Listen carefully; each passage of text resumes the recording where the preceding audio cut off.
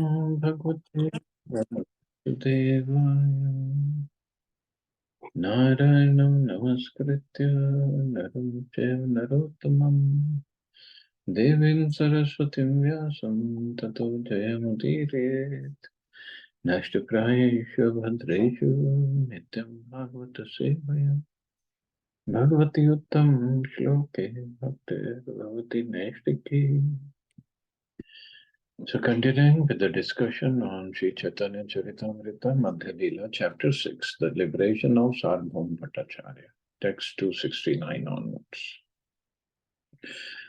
So Sarvabhauma Bhattacharya, he found that verse in Srimad Bhagavatam, where he changed the word from Mukti Pate to Bhakti Pade. And Mahaprabhu said, you might not like word Mukti, but you cannot change the scriptures. Whatever Ved Vyas wrote is perfect. So Sarvabhauma Bhattacharya, now he doesn't like the word mukti, he wants bhakti. So now he is giving his logic that why not mukti? Brahme Ishvare Sayujya Duita Prakara, Brahma Sayujya Haite Ishvara Sayujya Dhikkara. Sarvabhauma Bhattacharya continued. There are two kinds of Sayujya Mukti. So first he talked about 5 kinds of liberation.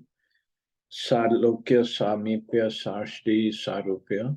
So these are 4 which are acceptable, and then Sayujya. And even in Sayujya, there are 2 kinds, merging into the Brahman effulgence and merging into the personal body of the Lord. Merging into the Lord's body is even more abominable than merging into his effulgence. So according to the opinion of the Mayavadi Vedantis, the living entity's ultimate success is to merge into the impersonal Brahman. So that's what Mayavadis say. So that is mukti that they think of or ask for. The impersonal Brahman or bodily effulgence of the Supreme Lord is known as Brahmaloka or Siddhaloka. According to Brahma Samhita, Yasya Prabha Prabhavato Jagadanda Koti. The material universes are generated from the bodily rays of the Supreme Personality of Godhead. Yogis who follow the principles of Patanjali accept the personality of the Absolute Truth, but they want to merge into the transcendental body of the Supreme Lord. So, yogis want to merge into the body of the Supreme Lord, not into the Brahm Jyoti. That is their desire. Being the greatest authority, the Supreme Lord can easily allow many millions of living entities to merge into his body. The origin of everything is the Supreme Personality of God, Bhagwan, and his bodily effulgence is known as Brahmajyoti, Brahmaloka or Siddhaloka. Thus, Brahmaloka or Siddhaloka is a place where many spark-like living entities, parts and parcels of the Supreme Lord, are assembled. Because these living entities do not wish to keep their individual existences, they are combined and allowed to remain in Brahmaloka, like so many atomic particles of sunshine emanating from the sun. So Supreme Lord, he can fulfill anybody's desire. If somebody wants to merge into his Brahm Jyoti, he's not going to say no. But this is not the desirable. This does not please the Lord, because there is no relationship. There is no loving relationship. There is no loving service either. The word Siddha is very significant. Siddha refers to one who has realized the Brahman effulgence and who has complete knowledge that the living entity is not a material atom, but a spiritual spark. This understanding is described in the Bhagavad Gita as Brahmbhuta. In the conditioned state, the living entity is known as Jiva Bhuta, or the living force within matter. Brahma Bhuta living entities are allowed to stay in Brahmaloka or Siddhaloka. Brahma Bhuta means those who are on spiritual level. But unfortunately, they again sometimes fall into the material world because they are not engaged in devotional service. This is supported by the verse in Srimad Bhagavatam beginning, Ye Anya Advidaksha. These semi-liberated souls falsely claim to be liberated, but unless one engages in devotional service to the Lord, he is still materially contaminated. So this contamination, like for us, it's always material contamination means we want to be the enjoyer, controllers, proprietors. So somebody can say in Brahm Jyoti, what is trying to be, how is he trying to be controller, enjoyer, proprietor? In Brahm Jyoti, he is only thinking of himself in the sense there are no material miseries, but there is no service of the Lord. So he is thinking that, or the soul, the consciousness is, I don't have any material miseries, so I'm fine, I'm happy. So it's still material contamination. Can we believe? Even in Brahm Jyoti, he's not out of it yet. Therefore, these living entities have been described as vimukta manina, meaning that they falsely consider themselves liberated, although the intelligence is not yet purified. So, although these living entities undergo severe austerities to rise to the platform of Siddhaloka, they cannot remain there perpetually, for they are bereft of ananda or bliss. The bliss of being in the service of the Lord, bliss of being in relationship with the Lord. That is missing. Even though these living entities attain the Brahma Bhuta stage and realize the Supreme Personality of Godhead through his bodily effulgence, they nonetheless fall down due to neglecting the Lord's service. They do not properly utilize whatever little knowledge they have of the Supreme Personality of Godhead. Not attaining ananda or bliss, they come down to the material world to enjoy. Because the enjoying spirit is there, the tendency to enjoy is there. That's because of Sat, Chit and Ananda. So that ananda or bliss is missing, so they cannot go up, they cannot go above because they're not qualified yet. So they have to come down. So this is certainly a fall down for one who's actually liberated. The Bhaktas consider such a fall down equal to achieving a place in hell.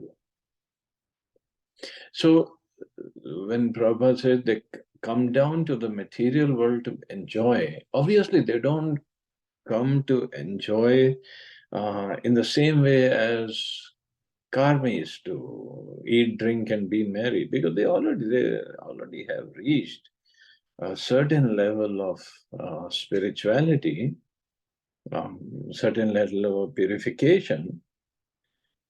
So they don't want to get back into this bodily enjoyment. So, but they're still not fully purified. So, enjoyment is by serving the society, opening up hospitals, schools, or working for the society, upliftment. That also gives pleasure, obviously, it gives pleasure. But it's still not the same pleasure compared to serving the Lord. That's a different pleasure. The followers of the Patanjali Yoga system actually want to merge into the body of the Supreme Personality of Godhead. So that's what the shloka says. There are two kinds of Sayujya Mukti or liberation. One is merging into Brahmjyoti and the other is merging into the body of the Lord. This indicates that they do not want to engage in his service despite their knowledge of him, and thus a position is even more abominable than that of those who want to merge into the Lord's effulgence. These yogis meditate on the four-handed Vishnu form of the Lord in order to merge into his body. The Patanjali Yoga system describes the form of the Lord as Klesha Karma Vipaka Shayad Aparam Rishta Purusham Vishesha Ishvara. The Supreme Personality of Godhead is a person who does not partake of a miserable material life. The yogis accept the eternity of the Supreme Person in one of their mantras. Sapurvesham api guru kalan avachhedat. Such a person is always supreme and is not influenced by the element of time. The followers of the Patanjali system therefore accept the eternity of the Supreme Personality of Godhead. Yet, according to them, Purushartha Shunyanam Prati Prashava Kavalyam Swarupa Pratishtava Chitti Shaktirati. They believe that in the perfectional stage, the conception of Purusha is vanquished. So, according to their description, Chitti Shaktirati, they believe that when one becomes perfect, he cannot remain a person. So, their conception of Purusha or person is vanquished at the time for perfect at the perfectional stage. So this yoga system is therefore abominable because its final conception is impersonal. In the beginning, these yogis accept the Supreme Personality of Godhead, but they ultimately give up this idea in order to become impersonal.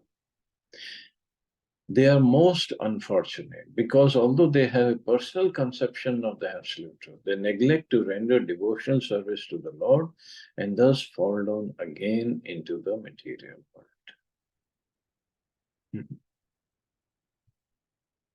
So this is the problem.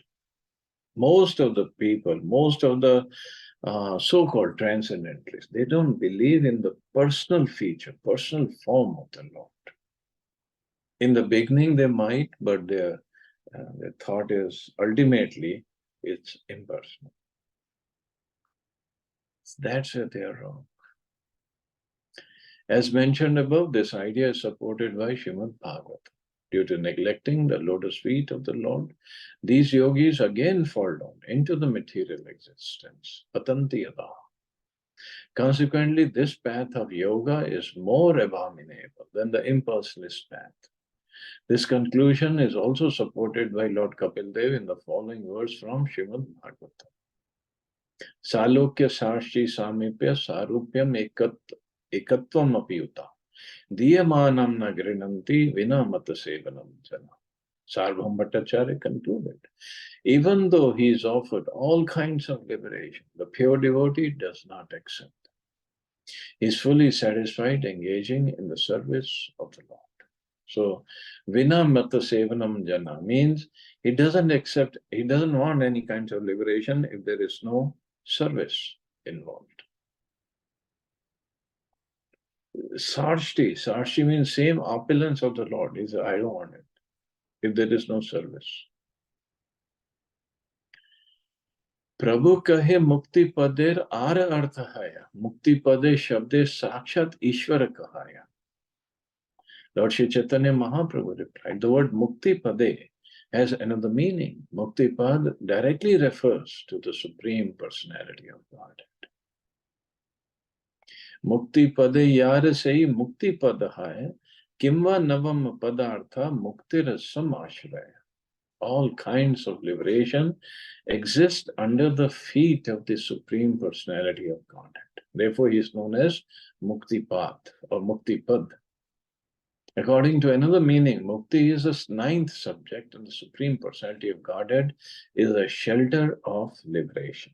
So that is the real meaning of this word Mukti Pada in the shloka. Lord Shri Krishna is also known as Mukunda, he who gives transcendental bliss by offering all kinds of mukti. Srimad Bhagavatam is divided into 12 cantos, and in the 9th canto, different kinds of mukti are described. But the 10th canto is the actual center of all discussions on mukti, because the personality of God as Shri Krishna, who is the 10th subject discussed in Srimad Bhagavatam, is an exclusive subject of the 10th canto. Since all types of muktis reside at the lotus feet of Shri Krishna, he may be called Mukti Pada. दुई अर्थ कृष्ण कहि केने पाठ फेरी सार्वभौम कहे ओ बात कहते न पारे. Since I can understand Krishna according to these two meanings, Chaitanya Mahaprabhu said, what point is there in changing the words?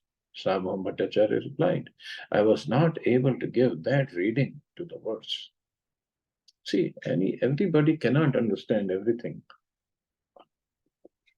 in Bhagavatam, even though there's a big scholar like Sarvabhauma Bhattacharya. So that's why we have to approach a guru. We cannot understand everything or anything on our own. यद्यपि तुम्हारा अर्थ यही शब्द का है तथापि आश्लेष्य दोष कहा न जाए. Although your explanation is correct, it should not be used because there is ambiguity in the word mukti pada. So he said, I still don't like the word. यद्यपि मुक्ति शब्देर है पंचवृत्ति रूढ़ी वृत्ते कहे तबु सायुज्य प्रतीति. The word mukti refers to 5 kinds of liberation, but its direct meaning usually conveys the idea of becoming one with the Lord. So mukti shabd kahite mane hai घृण त्रास, bhakti shabdi kahite mane hai tavullas. The very sound of the word mukti immediately induces hate and fear. But when we say the word bhakti, we naturally feel transcendental bliss within the mind. Shuniya hasen prabhu anandita mane bhattacharya kela prabhu dhrida alingane.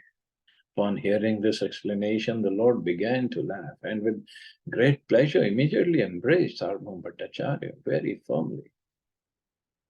यही भट्टाचार्य पद पढ़ाए मायावाद तार आइछे वाक्य सुरे Chaitanya Prasad. Indeed, that very person who had been accustomed to reading and teaching Mayavad philosophy was now even hating the word mukti. Forget about teaching, whatever, following that word mukti. This was possible only by the mercy of Sri Chaitanya Mahaprabhu. लोहा के यावत स्पर्शी हेम नाही करे तावत स्पर्श मणि के चिन्हित न पारे. As long as it does not turn iron into gold by its touch, no one can recognize an unknown stone to be a touchstone. Bhattacharya वैष्णवता देखी सर्वजन प्रभु के जानीला साक्षात व्रजेंद्र नंदन. Upon seeing transcendental Vaishnavism in Sarvabhauma Bhattacharya, everyone could understand the Lord Chaitanya was none other than Krishna, the son of Nanda Maharaj. Kashi Mishra Adiyat Nila Chalavasi, Sharan Laila Sabe Prabhu Padayasi. After this incident, all the inhabitants of Jagannath Puri, headed by Kashi Mishra, came to take shelter of the lotus feet of the Lord. Because Sarvabhauma Bhattacharya is a guru of king of Puri, and when he was transformed, his heart was transformed. So everybody headed by Kashi Mishra came to take shelter. Sei sab katha kari bavarnana Sarvabhauma kare yache prabhura seva.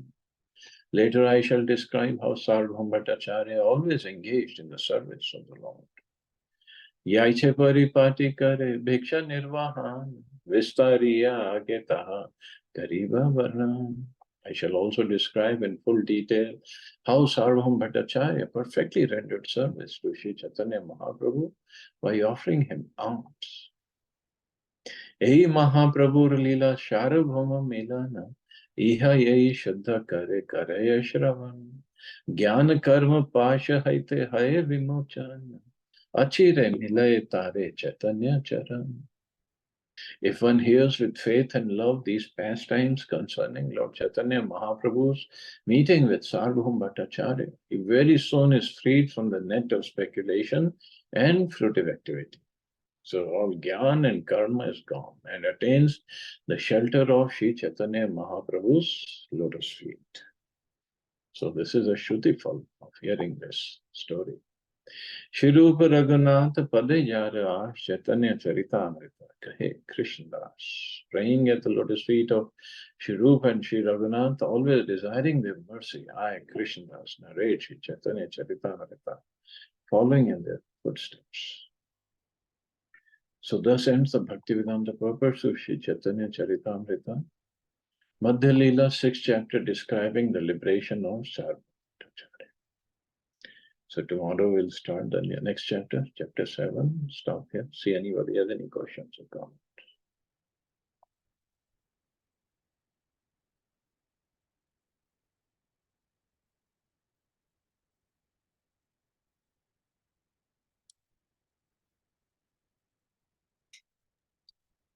Hare Krishna, Prabhuji. Hare Krishna. Prabhuji, I have a question that when Krishna kills so many demons, so the demons goes back to the liberating form में और यहाँ पे जो the two mukti और what was the second one? Merge into the Bhagwan's body. I remember reading it somewhere. I don't know where. They merge into the body of the Lord, so they don't come out again. They get the liberation, but they merge into the body of the Lord, not Brahmajyoti. Only few demons, there are exceptions, like Putana and Aghasur. So Putana was sent as Yashoda Maiya's assistant. Acha. Okay. Yeah. Because she rendered service. Even that little service, that she came to Krishna to kill Krishna, but the desire was to feed him milk also. Although her breasts were laden with the poison, very, very dangerous poison, but the desire was there to feed him milk. So this is mercy of Krishna. And Ravan also merged into. Ravan was Jai Vijay, no? So Ravan and Kumbhakarna was Jai Vijay. So they went back into the post Acha. as Jai Vijay. Okay.